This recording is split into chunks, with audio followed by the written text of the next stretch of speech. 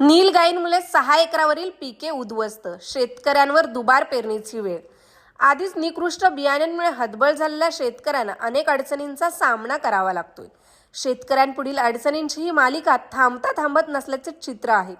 आता वन्य प्राण्यांमुळे पिकांची नासाडी होऊन शेतकऱ्यांवर दुबार पेरणीची वेळ आली आहे.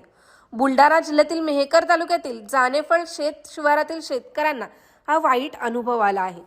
जानेफळ परिसरात निळगाई अर्थात रोही या वन्य प्राण्यांमुळे पिकांची मोठ्या प्रमाणावर नासाडी झाली आहे. जानेफळ परिसरातील मिस्किनवाडी येथील संदीप रामेश्वर आडवे आणि अरुण रामेश्वर आडवे या 2 सख्या भावांच्या शेतात नीलगाईंच्या मोठ्या कळपाने सोयाबीन पीक काही तासातच उद्ध्वस्त केले आहे.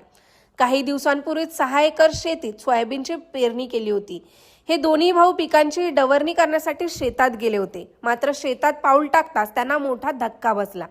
नीलगाईंच्या कल्पाने त्यांच्या 6 एकर शेतातील सोयाबीनचे कोवळे पीक पूर्णपणे फस्त करून उद्ध्वस्त केले होते. अखेर त्यांना उरल्या पिकावर विकर फिरवला. या घटनेमुळे जानेफळ परिसरातील शेतकऱ्यांमध्ये वन विभागाविरोधात संताप व्यक्त होत आहे. ब्युरो रिपोर्ट, तेज मराठी न्यूज, बुलढाणा. होतं शेतात आम्ही जे शेत पेरलं होतं ते रोयांनी खाल्लेलं आहे पूर्णपणे.